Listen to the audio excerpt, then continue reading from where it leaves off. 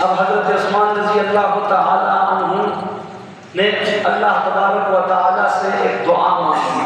انسان کہ دل کے اندر جو بات ہوتی ہے وہی انسان کے زبان پر آتا ہے.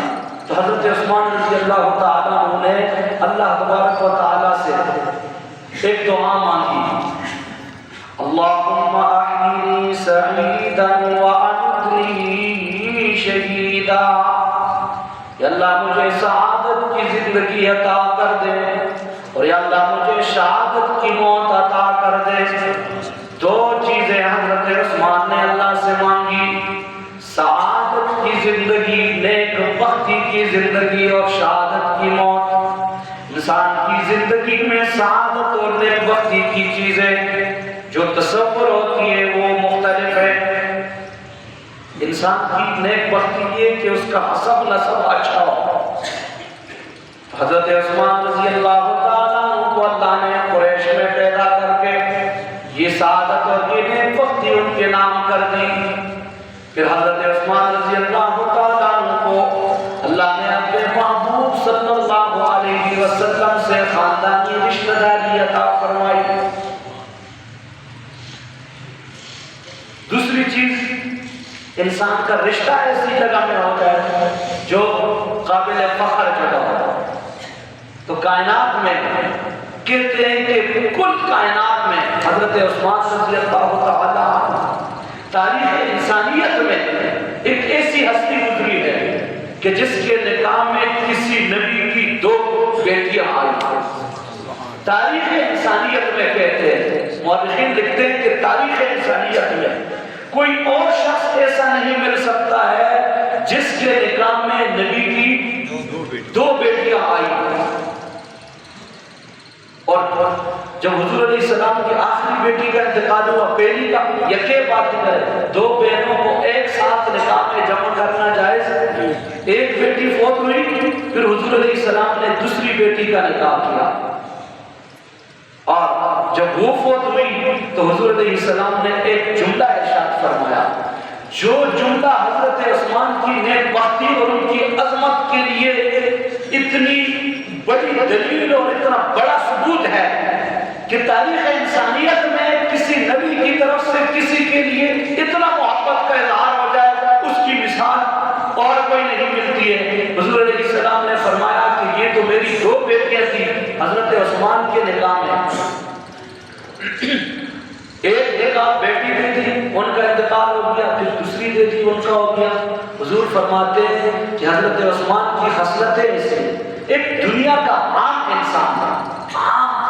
یعنی زندگی کی دیکھو دانائی اور حکمت کی ایک حد ہوتی ہے نا. ہر انسان کو اللہ تعالیٰ نے کوئی کسی حد تک سمجھداری دی ہوتی ہے، سمجھ، شعور، عقل دی ہوتی ہے، اور اپنی عقل، فہم اور شعور کے مطابق وہ اپنی اولاد کے لیے، بالخصوص اپنی بیٹیوں کے لیے بہتر سے بہتر رشتے کا انتخاب کرتا ہے. ایک عام باپ جس شخص کو اچھا سمجھے اپنی بیٹی کے لیے. عام انسانوں کی کیا دانائی ہے، کل کائنات کے سارے حکیموں، داناؤں، سمجھداروں، فلاسفروں، سب کے علم کو، حکمت کو، دانائی کو، سمجھداری کو جمع کر کے اگر ایک جگہ رکھ دیا جائے تو یہ ساری دانائی، حکمت ادھر جا کے ختم ہوتی ہے جہاں سے حضور علیہ السلام کی حکمت اور دانائی شروع ہوتی ہے. تو ایک عام آدمی اپنی بیٹی کے لیے اس کو پسند کرتا ہے رشتے کے لیے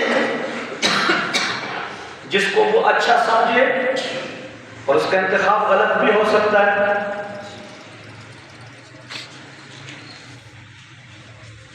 اب حضور علیہ السلام کو دیکھیں آپ، حضور علیہ السلام نے اپنی دو بیٹیوں کے لیے جس شخص کو اچھا سمجھا، پھر آپ اس شخص کی اچھائی کو، اس کی عظمت کا اندازہ لگائیں. اور حضور کہتے ہیں کہ یہ نہیں صرف کہ دو بیٹیاں، حضور علیہ السلام نے اپنی جس محبت کا اظہار کیا حضرت عثمان کے لیے، جس طرح نیک تمناؤں اور نیک خواہشات کا اظہار کیا، کائنات میں شاید یہ شرف کسی کو ملا ہو. حضور علیہ السلام نے فرمایا یہ تو دو بیٹیاں تھیں، اگر میری اولاد میں اور بیٹیاں ہوتی اور ایک مرتی اور پھر دوسری کا نکاح میں حضرت عثمان کے ساتھ کرتا جاتا.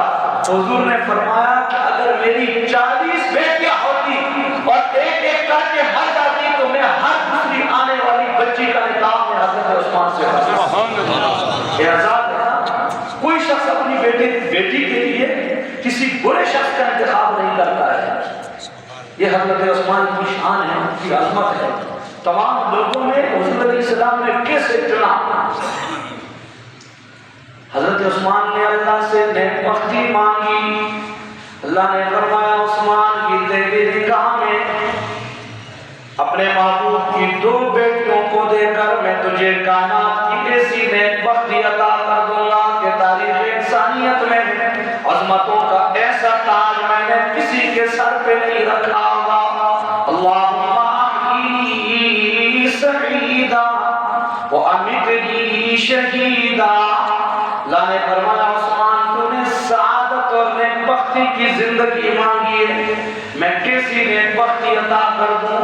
کائنات میں نیک بختی کا ایک معیار ہے کہ اللہ تبارک و تعالیٰ کسی کو حیا والی صفت سے نوازے. کہتے ہیں نا جو جس آدمی میں حیا ہو, شرافت ہو, یہ اس کے لیے بہت بڑا اعزاز اور بہت بڑی نیک بختی ہے.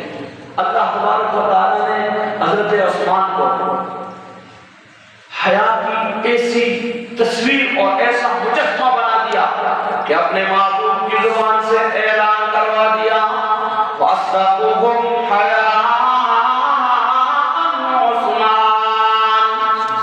میرے تمام صحابہ تو آسمان کے جگمگاتے ستاروں کی طرح, ہر ایک صحابی نے نبی کا عکس, ہر ایک صحابی کی شخصیت میں نبی کا عکس منتقل ہوا.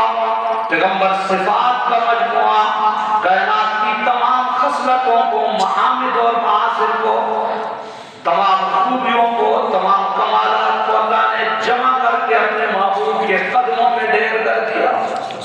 پھر صحابہ کی آئینہ ہے, انہوں نے نبی سے عکس لیا.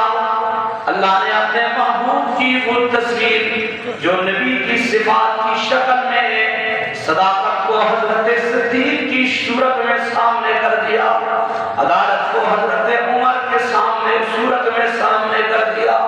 اور اللہ نے اپنے محبوب کی حیا, شرافت اور شرم و حیا والی صفت کو حضرت عثمان کی صورت میں جگمگایا.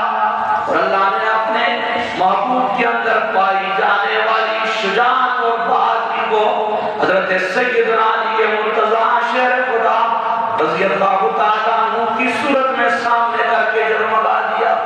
وَأَصْدَقُهُمْ حَيَاءً عثمان. حضور علیہ السلام مجلس میں تشریف فرمائے.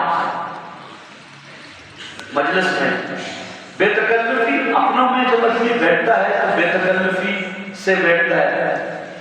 مجلس میں تشریف فرمائے, حضرت ابوبکر تشریف لائے تو حضور نے اپنی حیات نہیں بدلی. حضرت عمر خدمت میں حاضر ہوئے, حضور اسی طرح تشریف فرمائے. اور جب حضرت عثمان آئے تو حضور علیہ السلام نے اپنی حیات بدلی اور اپنے انداز کو, کیفیت کو سمیٹا. صحابہ عرض کرنے لگے اللہ کے نبی.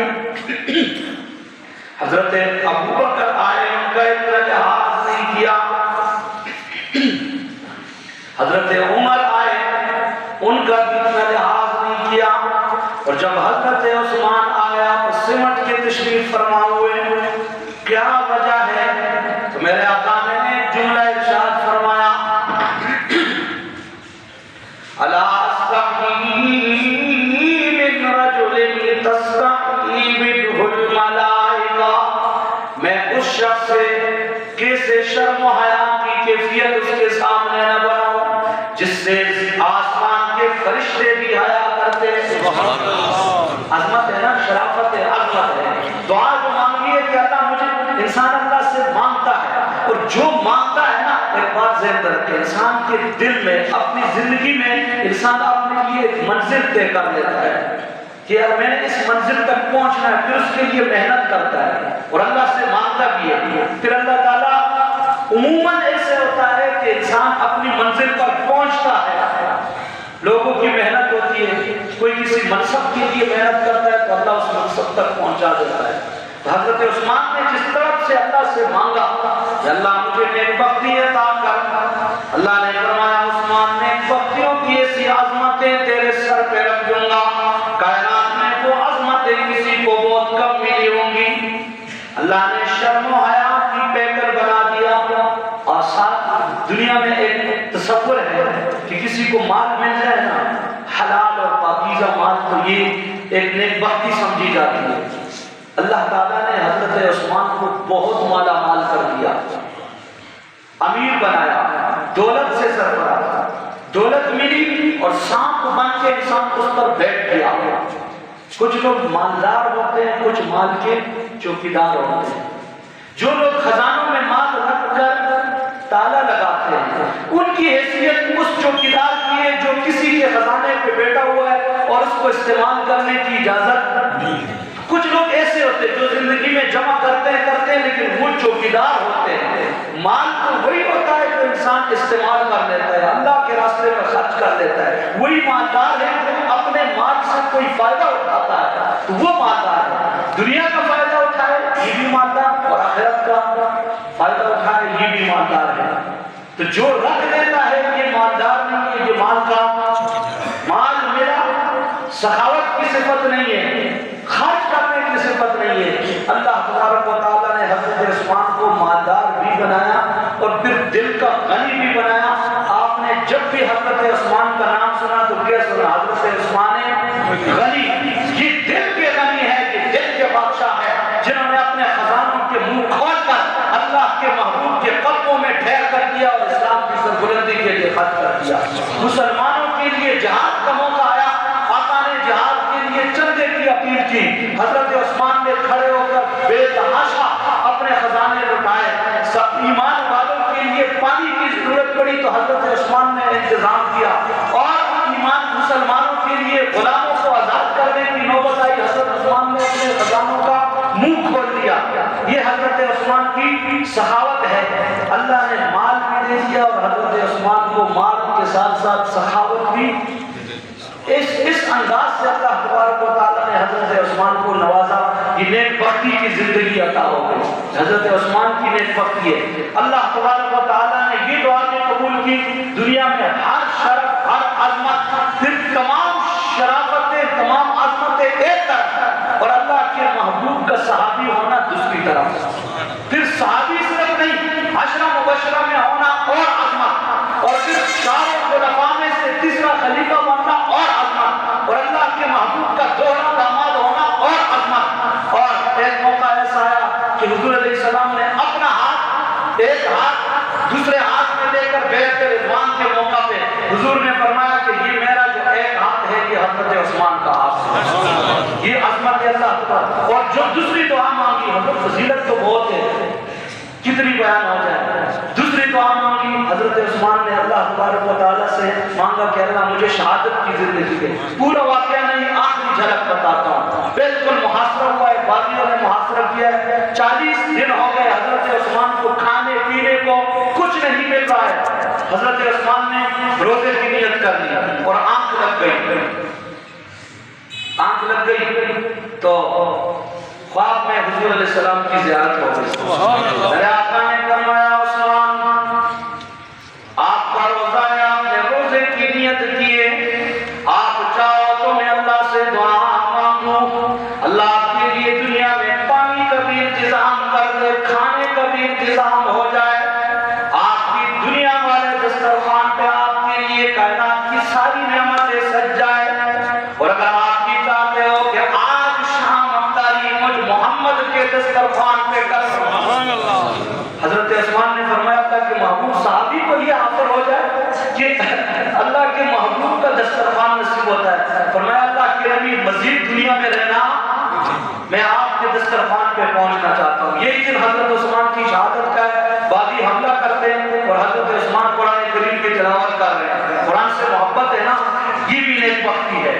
انسان کو مال دیا، رتبہ ملا، منصب ملا، تو کچھ ایسے ہیں جو ناچ گانے سے محبت کرتے ہیں، شراب و کباب سے اپنے عہدے کو، اپنے اس منصب کو ناجائز کاموں کے لیے لیے استعمال کرتے ہیں، اور یہ حضرت عثمان کی عظمت ہے.